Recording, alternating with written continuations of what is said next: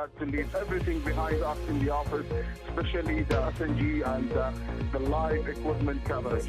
Yes, it's certainly not our first. Oh, we're going to stay with you, Safwat. It looks like, yes, it looks like there has been a strike targeting the building.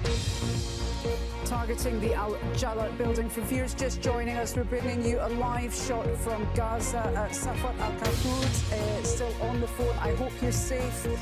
Safwat, the Al Jazeera team has managed to evacuate from that building. They were given 1 hour's notice that the Israeli military were intending to attack this 11-story building. Half of that building is residential offices. The other half of that building is private enterprises, lawyers and so on. Al Jazeera's offices in Gaza are housed in that building, which has now been struck by a missile, we assume by the Israeli military. The Associated Press offices are also in that building. Bringing you this live shot here now. Safwat, are you still on the phone? Can you still hear us? Yes, I can. I'm here. Okay, I'm glad to hear that you're safe and well. What can you see from your position? How far away are you from that building that has now just been bombed? Well, let's say that we have lots of people have been gathering in this area. Our building is located in the heart of Gaza City, and it's easy to reach the office from all the directions. Next to our office, there were lots of buildings and facilities that have been destroyed. And I myself have been receiving lots of phone calls and lots of either WhatsApp or Facebook from friends, colleagues, even relatives abroad asking me what's happening, is that true, and checking with me. Just to check. Lots of people are gathering near our office. Lots of media, journalists, cameramen, SNGs, civil defense cars or vehicles are also standby. Yes, Safwat, sorry, just to jump in, Safwat. Lots of people and media colleagues are standby and waiting there to see if the Israelis are going to apply and destroy it or not. Okay, Safwat, can you just, do we know at this stage whether that was a warning shot that we've just been showing our viewers, or if that is the main strike? Because the buildings that these live pictures that we're focusing on now, we can still see some areas of equipment. The warning shot was in 2014. I was talking about the experience. No, we're talking about right now. This time the warning is not for Al Jazeera itself directly. We were not the one who received the warning from the Israelis. It was one of the residents living in the building who received the warning, and in his turn he informed, and he was in charge of informing the others who lived in this building. Okay, just to jump in on top there. Now we have seen it. We believe that is now the strike. That is now the strike on the Al Jala building.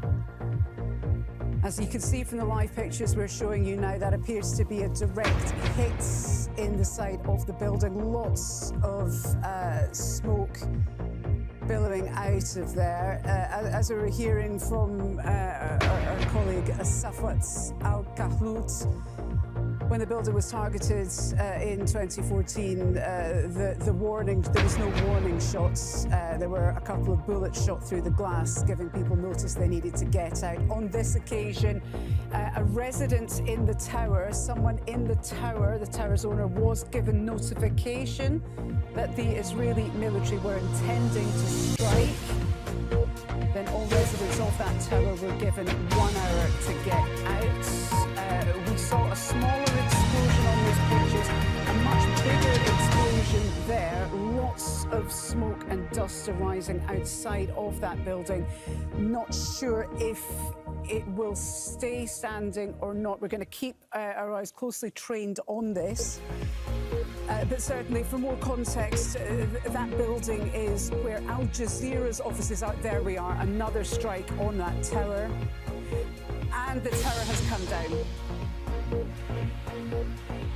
That is the Al Jala Tower. That tower is where Al Jazeera's offices are warehoused. The Associated Press offices were also housed in that building. Whenever you see journalists doing live updates from Gaza, they're usually standing on the roof of that building, which has now been flattened in an airstrike by the Israeli military. So that is a landmark, an institution that has now been razed to the ground in Gaza. Important to remember as well that in this building, in addition to the media offices of Al Jazeera and the Associated Press, there are professional offices in that building, and half of that 11-story tower block is also residential properties where families have been living. Their homes have now been destroyed. Let's head back now to Safwat Al-Kahmout. Safwat, are you still on the phone? Can you still hear us? Yeah, I'm just watching, that which was Al Jazeera building or Al Jala building. Lots of dust, lots of destruction. How does that make you feel, Safwat? This was your place of work. How does this make you feel watching that building come crashing down?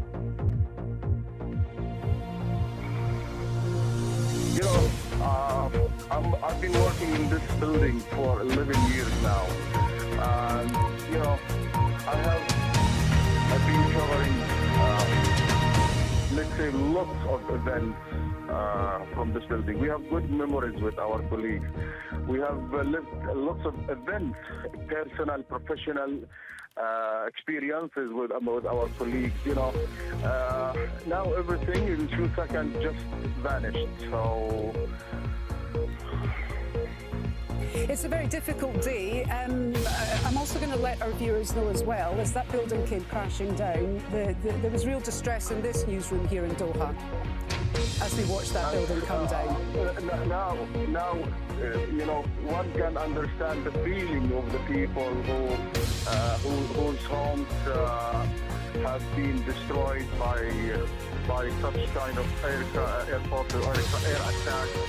So it's really difficult to wake up one day and then you realize that your office is not there with all the career, the experience, the memories that you had in the last 10 or 11 years. Yes, certainly the stories that have been told from this building,